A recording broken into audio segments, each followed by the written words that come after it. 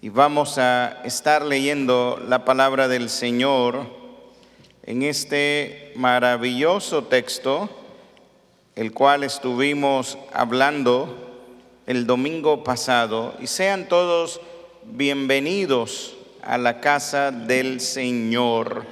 Nehemías capítulo 1, por favor, ahí en pantalla. Antes de ir al texto, como ustedes pueden ver, el título de este sermón es Dios sigue llamando líderes en medio de la crisis.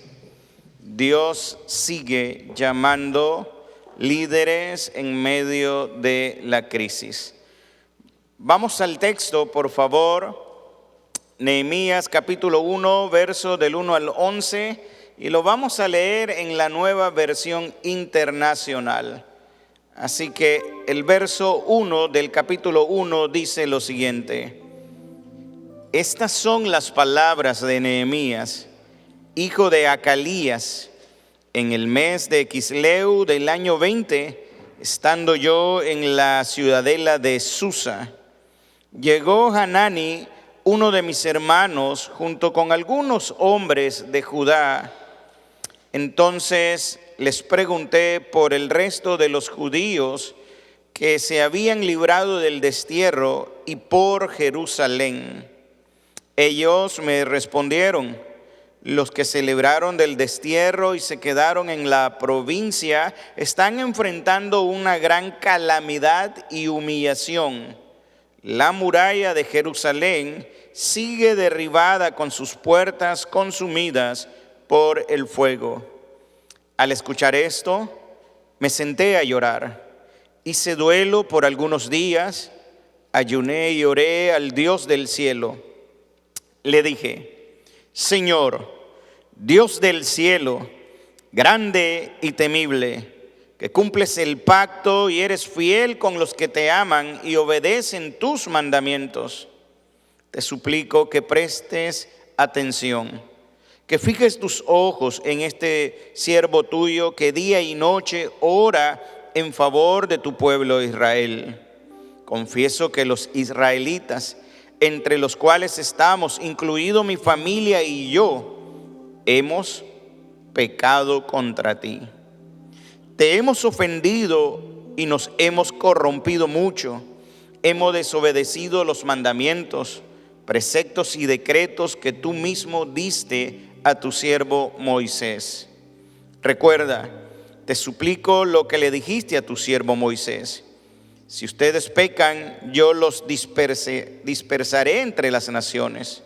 Pero si se vuelven a mí y obedecen y ponen en práctica mis mandamientos, aunque hayan sido llevados al lugar más apartado del mundo, los recogeré y los haré volver al lugar donde he decidido habitar. Ellos son tus siervos y tu pueblo, al cual redimiste con gran despliegue de fuerza y poder.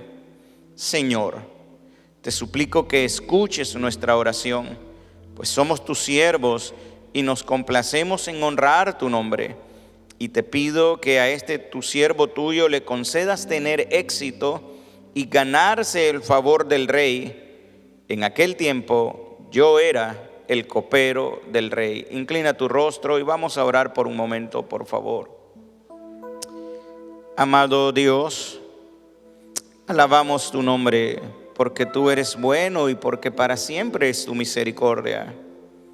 En esta mañana, Señor, gloriosa, te pedimos que tú seas, Señor, dirigiendo mi voz y alineando mi corazón con el tuyo, para que mi voz sea tu voz. Señor, como dice Pablo, de parte de ti estamos, pero también delante de ti. Permite que ninguna palabra, Señor, adultere tu palabra, sino que esté acorde a lo que tu Espíritu ha revelado en ella.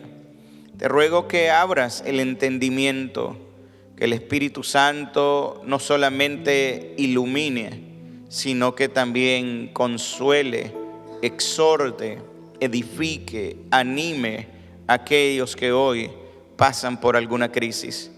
Añade a la iglesia los que han de ser salvos. Sana al que está enfermo y glorifícate en medio de nosotros. En el nombre de Jesús. Amén y amén. Pueden tomar su lugar, amada iglesia. Los niños de 3º a 5º grado, por favor, salen al lado derecho con su maestra.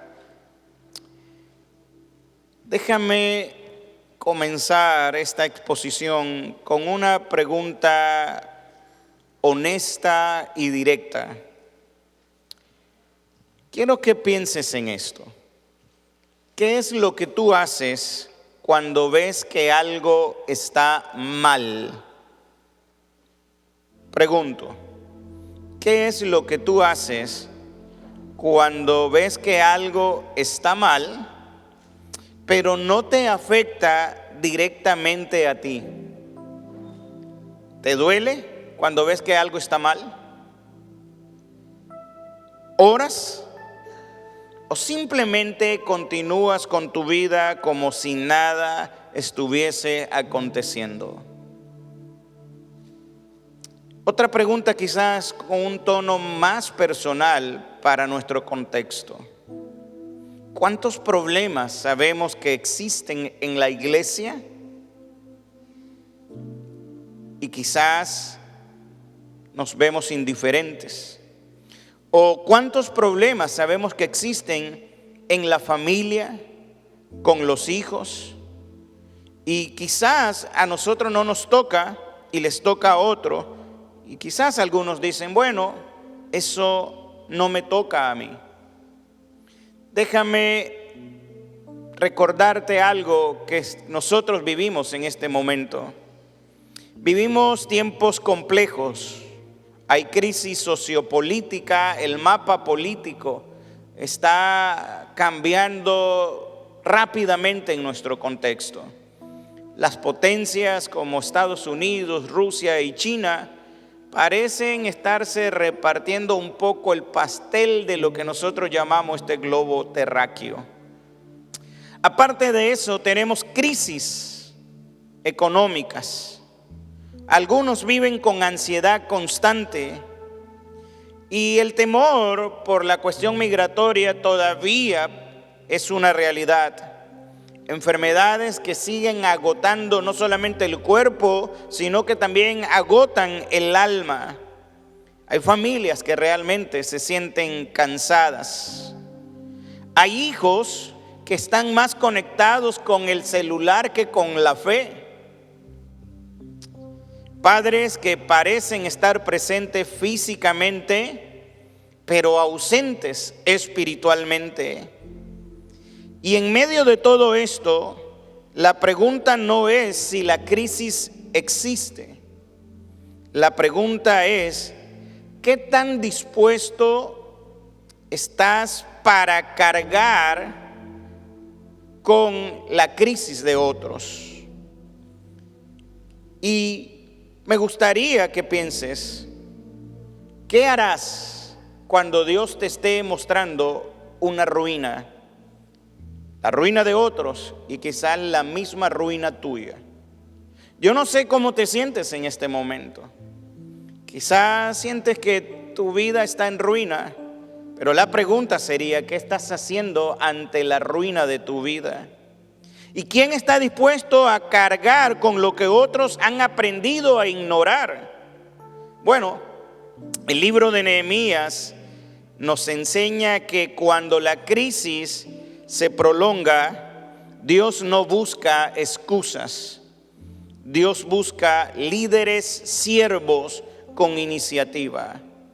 Y lo primero que quiero es que observemos que cuando la crisis se normaliza, Dios siempre se encarga de levantar a alguien que se niegue a ser indiferente ante la crisis. Hay personas que en medio de la crisis son indiferentes a la crisis, pero hay otros, como el caso de Nehemías, que no son indiferentes a la crisis. Permítame contextualizar una vez más el capítulo 1 de Nehemías, el texto que nosotros leímos. Este es uno de los libros que se estudia mucho para el tema del liderazgo.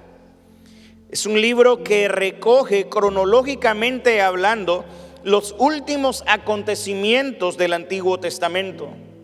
Este libro nos sitúa en una etapa decisiva de la historia del pueblo de Dios, cuando Jerusalén llevaba más de un siglo en ruinas.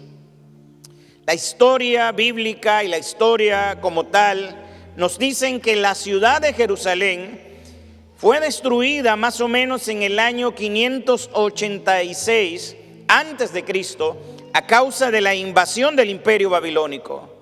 Los muros de la ciudad habían permanecido casi por 142 años derribados antes de que este hombre llamado Nehemías llegara. En aquella invasión que sufrieron, una gran cantidad de judíos fue llevado cautivos a Babilonia, marcando uno de los períodos más dolorosos en la historia de Israel. Cerca de 70 años estuvieron viviendo en otras tierras bajo un dominio y bajo cierta opresión.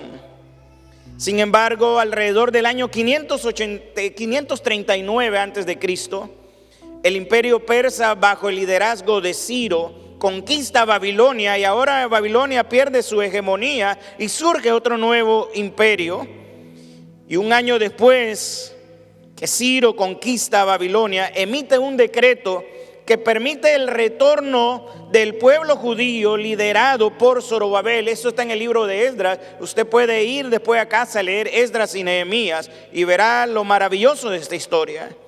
En ese primer regreso, unos 42.360 judíos, dice el texto de Esdras, vuelven a Jerusalén con el propósito de restaurar el altar y reconstruir el templo que había sido destruido en la invasión babilónica.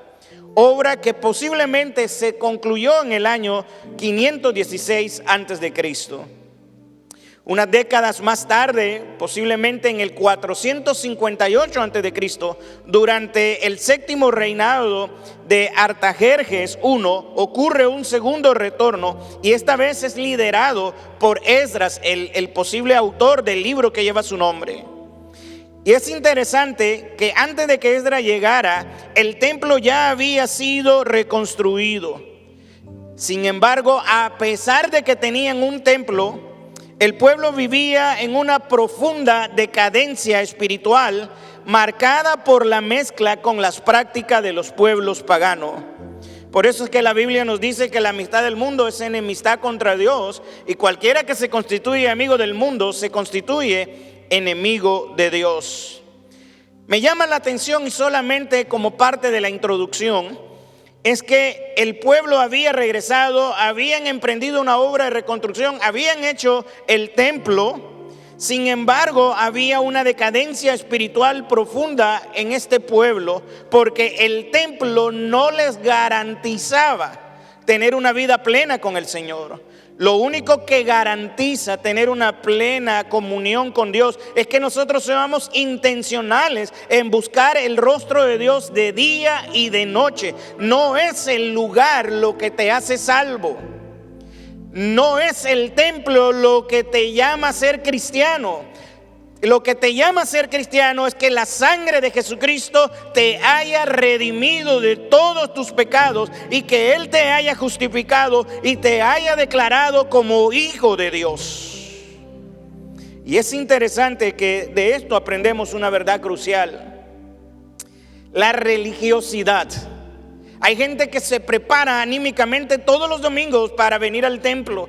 Vamos a la iglesia, tenemos que ir a la iglesia. Y se llenan de rituales y de actividades en el templo, pero esto no es garantía de que tengas una vida plena delante de Dios. Solamente es un reflejo de cuánto dices amar a Dios si eres constante. Tener templo no significa tener santidad. Practicar rituales no asegura obediencia. El pecado, cuando no se confronta, aun cuando tenemos templo, siempre va a estar al acecho. Y cualquier descuido espiritual termina colocando al pueblo de Dios y a los creyentes en general en gran mal y afrenta. Y era lo que estaba pasando. Ahora lo vamos a ver en el texto de Nehemías. Y es interesante que el mismo Jesús dijo: este pueblo de labios me honra, mas su corazón está lejos de mí. A veces es necesario callar la boca y acercar el corazón a Dios. No tanto hablar, sino adorar, pero adorar con el corazón. Es triste que cantamos, levantamos las manos, danzamos, etcétera, pero todo esto ocurre de los labios hacia afuera. Jesús dijo: mas su corazón está lejos de mí. Esto describe perfectamente una fe superficial. De hecho, creo que algunos hablan de Dios, le cantamos a Dios, venimos a la iglesia, pero el corazón está cansado, dividido, distraído, y Dios no es el centro. En la iglesia tenemos padres que dicen tener fe, pero no discipulan en casa. Hay padres que dicen amar a Dios, pero no aman dentro de la casa. Y lo peor de todo, que es una realidad que estamos viviendo en esta nueva generación, lo peor de todo es que ¿sabe quién es el que está educando y discipulando a su hijo? Se lo muestro: el nuevo maestro de sus hijos.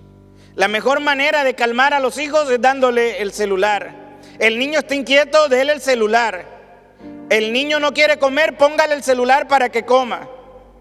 El niño está de malcriado, cálmelo con el celular. No es lo que dice la palabra del Señor, pero eso es lo que está aconteciendo en este tiempo.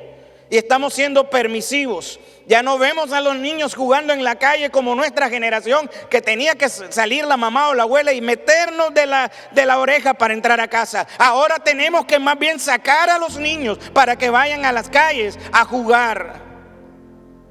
Parece que todo está cambiando. Hay hijos que conocen canciones cristianas. Hay hombres y mujeres que conocen canciones cristianas, pero no conocen la palabra de Dios.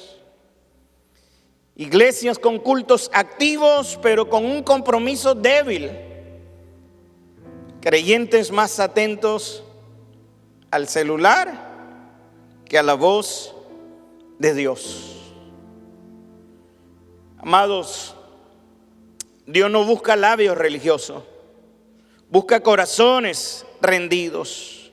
Eso era lo que estaba aconteciendo en Jerusalén en tiempos de Nehemías. Había templo, había sacrificio, había culto, pero el corazón del pueblo estaba lejos de Dios. Los muros de la ciudad que estaban derribados eran un reflejo de la caída espiritual que había en este pueblo.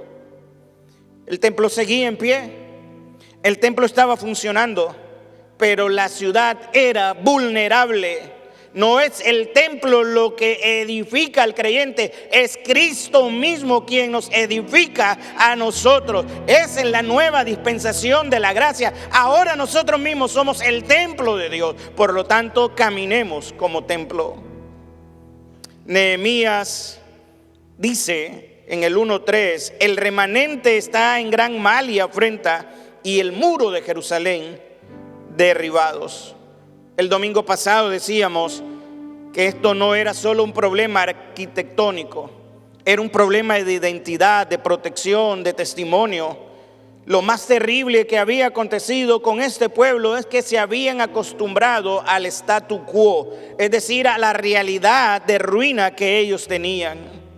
Y es triste que a veces parece más fácil acostumbrarnos a vivir en el mal y la ruina y no darnos cuenta que con esto afrentamos a Dios, deshonramos a Dios. El registro de Esdras y de Nehemías dice que en el año 458, más o menos antes de Cristo, o más bien textos fuera del texto canónico, dicen que Nehemías tuvo la intención de restaurar espiritualmente al pueblo de Dios. Para restaurar al pueblo tuvo que enseñar la ley de Dios, y hubo una reforma en cierto modo que ayudó a mejorar la conducta de este pueblo. Él trató de reafirmar la identidad espiritual de Israel, y a pesar de que hubo cambios cuando Esdras surgió antes que Nehemías, no obstante, con el tiempo faltó seguimiento. Y este pueblo que había tenido cierto resurgimiento, volvió a los mismos patrones de antes. Y aquí yo me quiero detener un momento, porque la vida cristiana no se trata de un momento nada más de emocionalismo en donde lloro y vengo aquí al frente y derramo mi corazón y ya este domingo fue suficiente, pero el lunes ya empiezo otra vez con esa carga que va bajando y vuelvo al viernes a estar igual o peor que antes del domingo que pasé cuando estaba aquí. Y eso es algo que tenemos que dejar de un lado. Muchos volvieron a esos patrones. Sin embargo, ocurre un tercer retorno. Primero con Artajerjes, Zorobabel, luego con Esdras, y ahora hay un tercer retorno bajo el liderazgo de Nehemías. Quiero que observe algo. La crisis que vemos en el capítulo 1 de Nehemías no empieza en el capítulo 1 de Nehemías. Empezó mucho antes. Hay crisis. El pueblo está en gran mal y afrenta. Pero es aquí en medio de la crisis, en medio de la situación caótica, que Dios decide siempre actuar. No hay mal que dure 100 años, dice un dicho. Pero Dios es especialista en actuar cuando hay crisis aguda. Solamente basta buscar el rostro de Él y esperar que Él responda. Por lo tanto, no sé qué crisis estás pasando, no sé qué situación tan difícil estés viviendo, pero en medio de la crisis es cuando a Dios le gusta actuar para glorificar su nombre en medio de tu crisis. Así que tu crisis, déjame decirte hoy en esta mañana, tiene solución. La respuesta a tu crisis se llama Jesucristo, Rey de gloria, Señor de los señores. Ahora, es interesante que en medio de esta situación Dios decide actuar. Y Dios decide actuar porque ve a alguien como Nehemías que se rehúsa a ser indiferente ante la crisis. Y aquí tengo que decir algo que me ha hecho reflexionar. Y es que el problema que ocurre en algunas congregaciones es que muchos esperan a estar en una posición de liderazgo para querer hacer algo. Y déjame decirte algo importante. El liderazgo no es una posición como tal. Más bien es una responsabilidad asumida. Observe que Nehemías no era pastor, no era sacerdote, no era rey. Era el copero del rey, dice el verso 11 del capítulo 1. Nehemías tenía estabilidad, comodidad y seguridad. Sin embargo, cuando él escucha el informe, no dice, ese es un problema de Jerusalén, eso no tiene que ver conmigo, eso es para los líderes religiosos. Yo estoy bien aquí. No, él escucha con atención y se duele por la noticia que escucha. Sin embargo, es triste cuando nosotros vemos la crisis y la crisis está cerca de nosotros, pero como no es con nosotros, decimos, yo estoy bien. La crisis es para aquel pobrecito, pero hasta ahí. Es triste cuando somos indiferentes a la crisis de otro. Nehemías 1:4 dice, cuando oí estas palabras, me senté y lloré. Él recibe el informe, él escucha que los muros de la ciudad están destruidos, derribados, las puertas habían sido quemadas, hay asedio de naciones extranjeras, y él escucha un informe estando a cientos de kilómetros de distancia. Cuando escucha esto, él dice, cuando oí estas palabras tristes, me senté y lloré. Y aquí hay algo que aprendemos que es esencial. El liderazgo no comienza cuando alguien se hace cargo de lo que otros evitan. Más bien, Nehemías se preocupa, se ocupa por un futuro mejor que involucrara una mejor relación con Dios.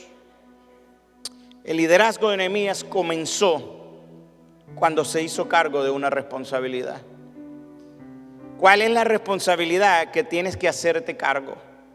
Cuando te hagas cargo de una responsabilidad que no está siendo atendida, ahí es solamente entonces es que te puedes llamar líder. Pero el liderazgo no es por la posición que simplemente tienes.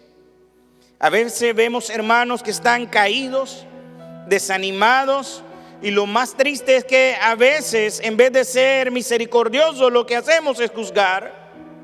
Pablo dijo: hermanos, si alguien es sorprendido en pecado, ustedes que son espirituales deben restaurarlo con una actitud humilde. Pero cada uno cuídese, porque también puede ser tentado. Romanos 15:1 dice: así que los que somos fuertes debemos soportar la flaqueza de los débiles y no agradarnos a nosotros mismos. Santiago capítulo 5 versos 19 y 20 dice: hermanos, si alguno entre vosotros se ha extraviado de la verdad y alguno le hace volver, sepa que el que haga volver al pecador del error de su camino salvará de muerte un alma. En este contexto de Nehemías vemos a Nehemías dolido. Nehemías ya no empieza con el dedo acusador, sino que se duele. Pablo dice que carguemos, que soportemos. Gálatas dice que restauremos con humildad. Santiago dice: hagamos volver a aquel que está de la ruina. No levantes tu voz, no saque tu espada para rematar al herido. Ve, véndalo, ayúdalo a levantarse, a caminar y a encontrarse nuevamente con Cristo. Ese es el llamado de la iglesia: restaurar al caído. Vociferamos y lanzamos voces como si a veces no examináramos nuestra propia vida, que a veces nuestra vida y la de nuestra familia es un desastre también. Pero somos especialistas en levantar y señalar, y nos olvidamos que Dios necesita gente que restaure. Mis hermanos, el liderazgo espiritual no señala desde lejos. El liderazgo espiritual va al necesitado, va a la crisis. Si hay alguien a quien tienes que ir y confrontarlo con amor, ve. Ese es el primer recurso. No ir donde el hermano primero, ve con ese primero. Si no hace caso, entonces ve y llama al otro hermano. Ese es el modelo bíblico. No ir primero con el hermano para acusar al otro. Voy al que está siendo acusado, y si este acusado no me hace caso, entonces voy con el otro hermano. Es al revés. Santiago dice: hágale volver, no lo deje ahí. El liderazgo espiritual no señala desde lejos, todo lo contrario, se acerca, carga, restaura. Es lo que viene a hacer Nehemías en el libro, en la historia de su libro. Por eso, liderazgo no es tener un título en la iglesia. Liderazgo no es dar órdenes. Liderazgo no es reconocimiento. Liderazgo es decir: esto está mal y con la ayuda de Dios voy a responder y ayudaré a mi hermano o a mi hermana. Eso es liderazgo. Lo otro que necesitamos corregir es que a veces creemos que Dios solo usa a ciertas personas, pero Dios no busca personalidades fuertes, solamente Dios busca corazones disponibles. Muchos quizás creen que los líderes nacen ya con ciertas habilidades o cualidades, pero la Biblia nos enseña otra cosa. Cuando Dios llama a Moisés, Moisés se sentía incapaz. Moisés parecía decir: yo ni siquiera sé hablar. No, yo te voy a poner a alguien para que hable por ti. Cuando Dios llamó a Gedeón, Gedeón se veía como el menor. Cuando Dios llamó a David, David era ignorado por su propio padre y por su propia familia. Era el más despreciado entre los miembros de su familia. David era ignorado. Ahora vemos a Nehemías, un hombre que Dios no lo usó porque era el copero del rey o funcionario del imperio. Dios lo usó porque vio en Nehemías algo diferente. No vio su cargo, no vio su carisma, sino que vio su sensibilidad espiritual. El verso 4 dice que cuando oyó estas palabras se sentó y oró. Tal vez no te consideres un líder. Tal vez piensas que no sabes lo suficiente. Tal vez dices, bueno, esto no es mi don. Pero Dios no te está preguntando qué tan preparado estás. Lo que Dios te está preguntando es qué tan dispuesto estás para ir y ayudar y colaborar en medio de la crisis. Los 12 apóstoles eran hombres comunes y corrientes que transformaron el mundo a través de la predicación del evangelio. Es lo mismo que sigue Dios buscando hoy en día, hombres y mujeres dispuestos a proclamar el evangelio de Jesucristo. El liderazgo de Nehemías empezó cuando alineó su visión. Observe que todo liderazgo bíblico comienza con una visión correcta de Dios. Antes de hablar de los muros, Nehemías habló primero con Dios. Verso 5 del capítulo 1. Y te ruego, Jehová, Dios de los cielos, fuerte, grande y temible. Ya hablamos de esto el domingo pasado. Que guarda el pacto y la misericordia a los que le aman y guardan sus mandamientos. Nehemías pareció entender algo esencial. Un problema tan grande como este solo puede ser enfrentado con un Dios mucho más grande que este problema. Y a veces parecemos, es un dicho a veces trillado de decirle a Dios, mira Dios cuán grande es mi problema, pero nos olvidamos de que Dios es más grande que cualquier problema. Él sobrepasa cualquier problema, Él está en control de todo problema, Él da solución a los problemas, Él está con nosotros en medio de los problemas, Él nos da paz en medio de los problemas, Él nos da sabiduría en medio de los problemas. Él prometió estar con nosotros todos los días hasta el fin del mundo. Por lo tanto, tu problema no es más grande que el Dios en el cual hemos creído. Dios es más grande que todo problema.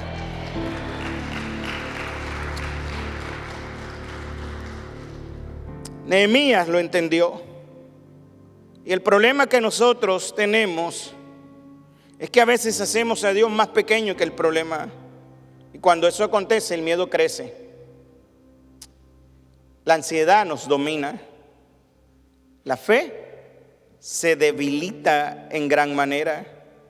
Pero cuando Dios ocupa el lugar que Dios ocupa, el corazón se ordena y se tranquiliza. Ay, esta crisis terrible que tengo, no tengo la economía, no sé cómo voy a hacer para pagar la renta o el mortgage, no tengo comida. Pero cuando Dios ocupa el lugar correcto en tu vida, te acuerdas que su palabra dice, no he visto justo desamparado, ni su simiente que mendigue pan. Cuando Dios ocupa el lugar correcto, aun cuando parece que no hay esperanza como la tuvo Abraham, entonces hay esperanza contra esperanza. Donde no hay esperanza, entonces empiezo a tener esperanza, porque Dios está ocupando el lugar correcto. Dios obra cuando le damos el lugar correcto. Nosotros no vamos a restaurar vidas solamente con buenos consejos. No vamos a hacer que nuestros hijos se vuelvan hombres y mujeres que agraden a Dios solo con reglas. No vamos a edificar la iglesia solamente con programas y con eventos. No, necesitamos entender que es en Dios el único en quien cualquier situación puede ser restaurada. Solamente Dios es quien puede restaurar mi crisis, la situación que ahora mismo estoy teniendo. La Biblia dice que si Jehová no edifica la casa, en vano trabajan los que la edifican. Y Dios, creo que te está llamando a salir de tu zona de confort. Nehemías pudo haber seguido orando. No, es que vamos a seguir orando. No, estamos orando. Llevas 20 años orando y no estás haciendo más nada que orar, cuando Dios ya te ha llamado a seguir orando, pero ahora a accionar. Nehemías pudo haber seguido orando, pero entendió que él sería parte de la respuesta. Dios no le dio una visión para que se quedara cómodo en Susa. Dios lo llamó a arriesgar su estabilidad por obediencia a Él. Y así en el pasado Dios llamó a otros hombres, como en el caso de Abraham. El texto en los Hebreos dice: por la fe Abraham, siendo llamado, obedeció para salir al lugar que había de recibir como herencia, y salió sin saber a dónde iba. Más adelante vemos a Nehemías en el capítulo 2, verso 5, diciendo: envíame a Judá y la reedificaré. ¿A qué cosa Dios te está enviando a reedificar?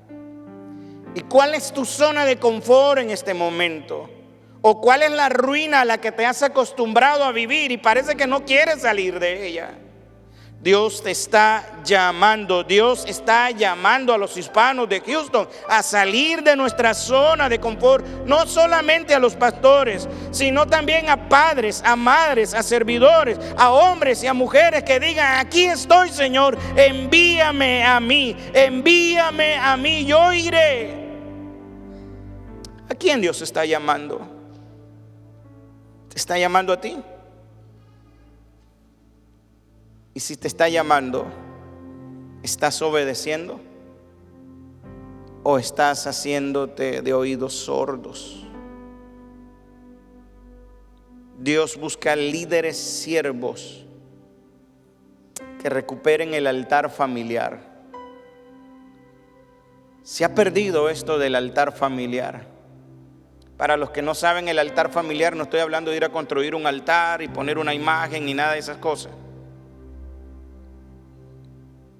Estoy hablando de convocar a la familia alrededor de la mesa o de la cama o de algún espacio para invocar el nombre de Dios. Josué dijo: si mal os parece servir a Jehová, escogeos hoy a quién sirváis, si a los dioses a quienes sirvieron vuestros padres cuando estuvieron al otro lado del río, o a los dioses de los amorreos en cuya tierra habitáis. Y Josué dijo esto: pero yo y mi casa serviremos a Jehová. Bendito Dios. Dios está buscando restaurar el altar familiar. Dios está buscando líderes, hombres y mujeres, y hago un llamado especialmente a los hombres, a que pastoreen a sus hijos. Este es un desafío, es interesante, y yo me incluyo quizá en la lista. Hay pastores que pastoreamos a la iglesia, pero nos olvidamos de pastorear a nuestros hijos. Y hay líderes dentro de la iglesia que están más ocupados en las necesidades de otros que en las necesidades de su propia familia. Deuteronomio dice ahí en el capítulo 6, versos 6 y 7: y estas palabras que yo te mando hoy estarán sobre tu corazón, y las repetirás a tus hijos, y hablarás de ellas estando en tu casa, y andando por el camino, y al acostarte, y cuando te levantes. De alguna manera este pasaje nos da la guía de cómo debería ser el altar familiar. Estando en casa con ellos o andando en cualquier lugar, hablarles siempre de lo que es Jesucristo, hablarle de la salvación de Cristo, hablarle de la restauración de Cristo, hablarles del cielo, del infierno, de la segunda venida de Cristo, enseñarles cómo a vivir. Necesitamos empezar a ejercitarnos esto con nuestra propia familia. ¿Cómo quieres que tu hijo no se pierda si no estás haciendo esto? Si no le estás enseñando esto. La iglesia no te va a formar a tu hijo. Si él viene, va a estar aquí 1 hora, 1 hora y media, 2 horas cuando mucho. El resto lo pasa en casa y en la escuela. Cuando te levantes, ¿qué hacen nuestros hijos cuando se levantan? Mi hijo, cuando lo llevo ahí al bus a tomar el autobús: papi, préstame el celular. Andrés, ¿ya oraste? Andrés, ¿ya le diste gracias a Dios? Andrés, ¿estudiaste?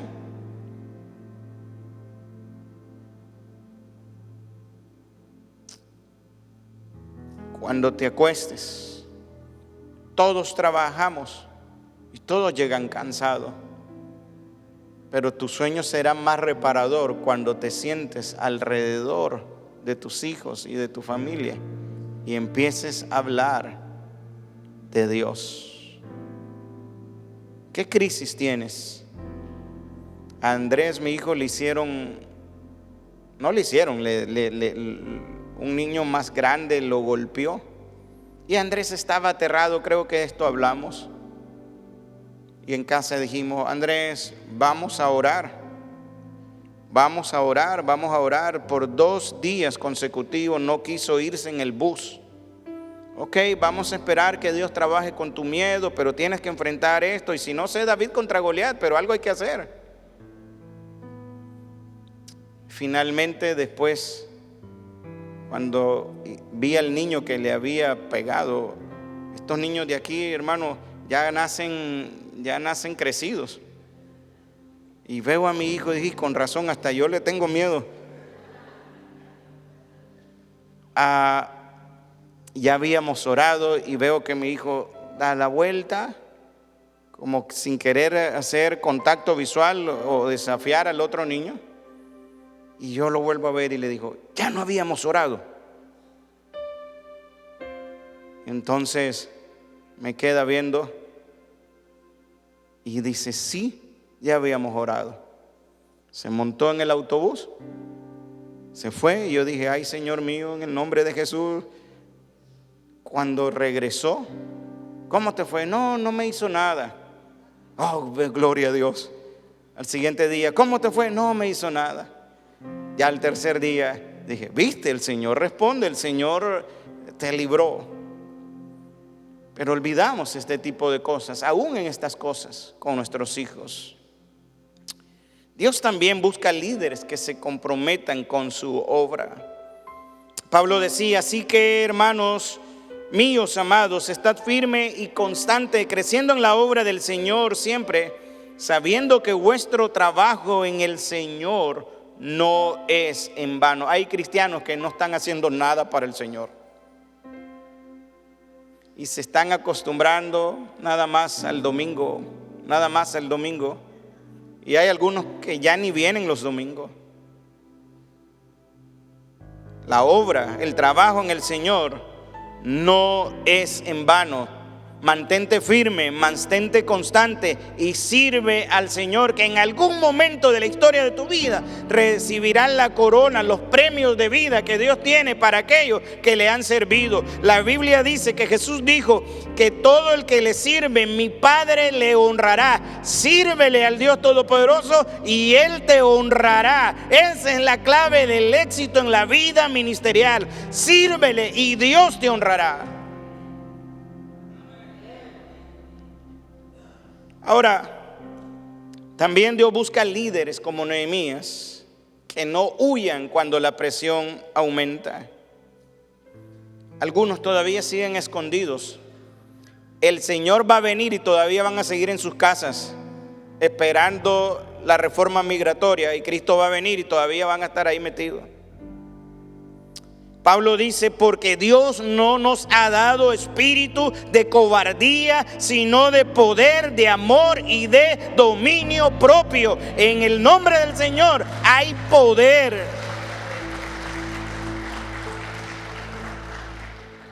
Así que, queridos hermanos, el llamado de Dios siempre es para sacarnos de nuestra zona de confort. A Nehemías lo sacó. Pero cuando nos saca de la zona de confort, ocurre algo lindo. Él tampoco nos deja sin su presencia. Esfuérzate y sé muy valiente, le dijo a Josué, y yo estaré contigo así como estuve con Moisés. Solamente esfuérzate.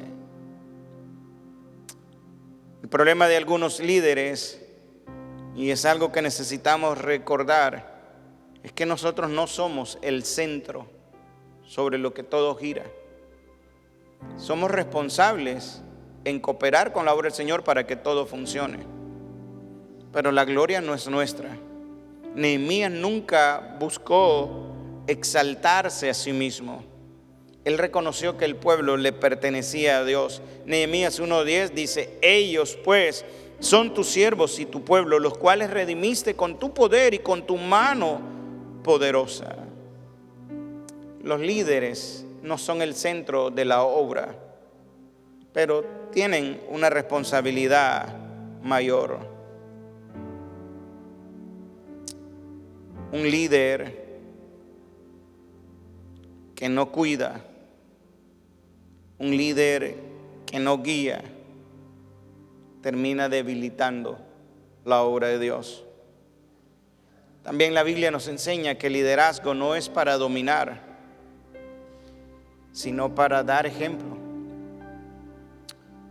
Porque el pueblo es de Dios, no de nosotros. Es Dios quien ha redimido con su gran poder y su mano poderosa. Nehemías nos enseña que Dios actúa cuando alguien responde. También nos enseña que el liderazgo nace en la crisis.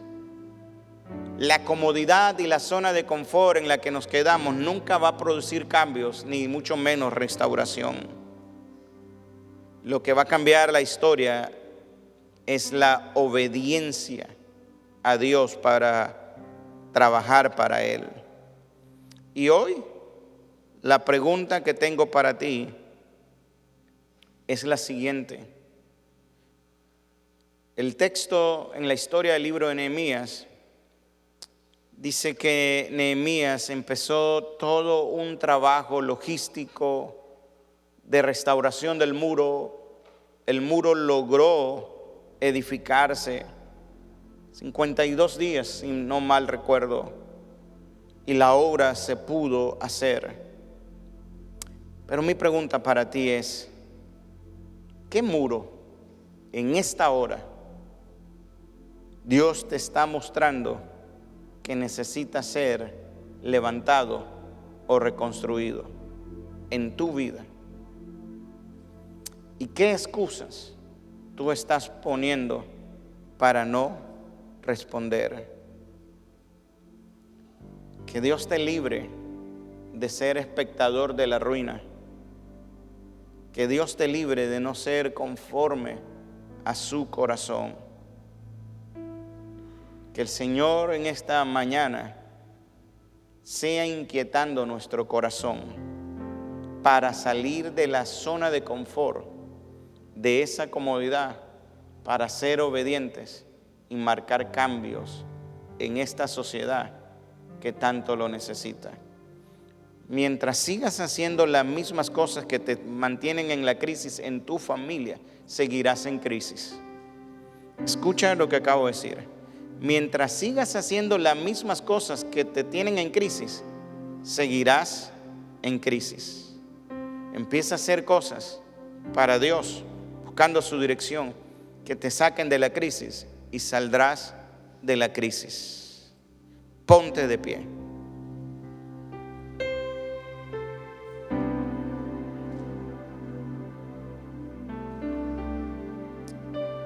¿Qué muros Dios te está mostrando que necesita ser levantado? La relación rota entre tú y tu hijo o tu hija. La relación rota con algún hermano, algún pariente, algún amigo, algún hermano de la iglesia. ¿Qué muro necesitas levantar? ¿El muro de la humildad? ¿El muro de la obediencia? ¿El tener una mejor relación con el Señor? ¿Qué muro necesitas levantar y que eres consciente? ¿Tener una mejor relación con alguien? ¿Trabajar para tu iglesia? ¿Ser un mejor trabajador? ¿Ser menos chismoso, menos hipócrita, menos pone queja? ¿Qué necesita ser levantado? Cierra tus ojos y vamos a orar.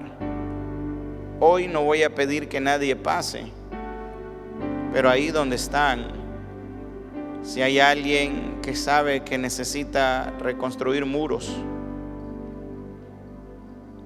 levanta tu mano ahí donde está. No tienes que pasar aquí solamente para orar. Levanta tu mano bien en alto. Dios te bendiga, Dios te bendiga. ¿Qué muros hay que restaurar? ¿Alguien más? Los que han levantado su mano, si puede, levante sus dos manos al cielo, si solamente puede. Y al igual que Nehemías, dígale: aquí estoy delante de ti para volver a reedificar este muro que ha estado deteriorado, derribado, destruido por mucho tiempo. Ya no quiero seguir viviendo en la misma condición. Quiero poner cimientos fuertes. Quiero que tú me ayudes, Señor. Si tú lo haces, Señor, este muro será fuerte, con columnas, con vigas fuertes, Señor, que nada ni nadie lo podrá derribar. Vendrán, Señor, ataques, pero no podrá ser derribado porque tú eres quien lo edifica. Si hay alguien que le dice: Señor, aquí estoy. Y si hay alguna crisis que Dios te está mostrando para ayudar a otros ahora, lo primero es que empieza a orar por aquella crisis de aquel otro o aquella otra que tú ves. Ora por esa persona, por esa situación, para que Dios le ayude a salir. Padre, alabamos tu nombre y lo bendecimos, porque tú eres bueno y porque para siempre, Señor, es tu misericordia. Bendícenos en esta hora y gracias por tu gracia. Gracias por tu poder. Mira el corazón de los que hoy se han reunido aquí y levanta en ellos el muro que protege, que cuida y que bendice. Gracias en el nombre de Jesús. Amén y amén.